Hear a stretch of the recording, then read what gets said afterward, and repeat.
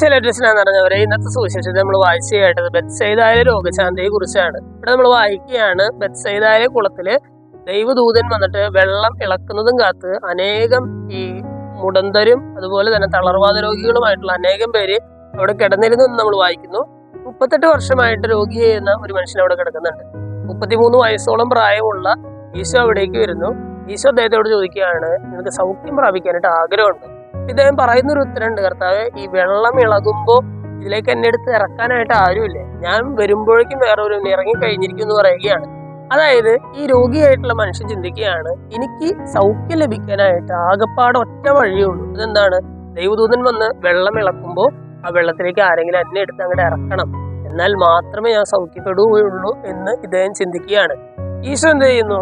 ഈശോ ഇദ്ദേഹം സ്വപ്നത്തിൽ പോലും ചിന്തിക്കാത്ത ഒരു വഴിയിലൂടെ ഇദ്ദേഹത്തിന് സൗഖ്യം കൊടുക്കുകയുമാണ്. ഈശോ പറയുകയാണ്, നിന്റെ കിടക്കുകയും എടുത്ത് നടക്കുക എന്നൊക്കെ പറഞ്ഞിട്ട് വളരെ സിമ്പിൾ ആയിട്ട് ഇദ്ദേഹത്തിന് സൗഖ്യം കൊടുക്കുന്നു. ഇന്നത്തെ സുവിശേഷ ഭാഗം നമ്മൾ പഠിപ്പിക്കുന്ന ഒരു കാര്യം, അതായത് നമ്മൾ ചിന്തിക്കുന്ന വഴിയിലൂടെ അല്ല ദൈവം പ്രവർത്തിക്കുന്നത് എന്നുള്ളതാണ്. എൻ്റെ ജീവിതത്തിൽ ഒരു കാര്യം ലഭിക്കണം എന്ന് എനിക്കൊരു ആഗ്രഹം ഉണ്ടെങ്കിൽ, ഇന്ന കാര്യം നടക്കണം എന്ന് എനിക്കൊരു ആഗ്രഹം ഉണ്ടെങ്കിൽ, നമ്മൾ മനസ്സിൽ കണക്ക് കൂട്ടി വെച്ചിരിക്കുന്ന ഒരു വഴികളുണ്ട്, അല്ലെ, ചില വഴികളുണ്ട്.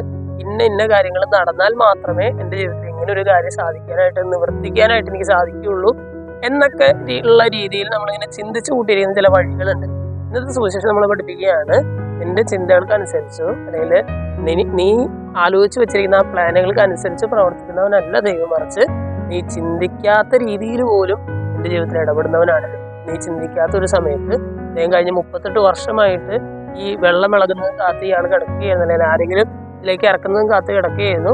ഇദ്ദേഹം പോലും ചിന്തിക്കാത്ത ഒരു സമയത്ത്, ഇയാൾ പ്രതീക്ഷിക്കാത്ത ഒരു രീതിയിൽ ദൈവം ഇയാളുടെ ജീവിതത്തിൽ ഇടപെടുകയാണ്. ഇന്നത്തെ വചനം കേട്ട് കഴിയുമ്പോൾ നമ്മുടെ മനസ്സിൽ ഉറപ്പിക്കേണ്ട ഒരു ചിന്ത ഇതാണ്, ഞാൻ ചിന്തിക്കാത്ത ഒരു സമയത്ത്, ഞാൻ പ്രതീക്ഷിക്കാത്ത ഒരു രീതിയിൽ ദൈവം എൻ്റെ ജീവിതത്തിൽ ഇടപെടും. അത് ഉറപ്പാണ്. ആ ഒരു നിമിഷത്തിന് വേണ്ടി നമുക്ക് കാത്തിരിക്കാം, ദൈവത്തിൽ പൂർണ്ണമായി വിശ്വസിക്കാം. ദൈവം എല്ലാവരെയും സമൃദ്ധമായിട്ട് അനുഗ്രഹിക്കും.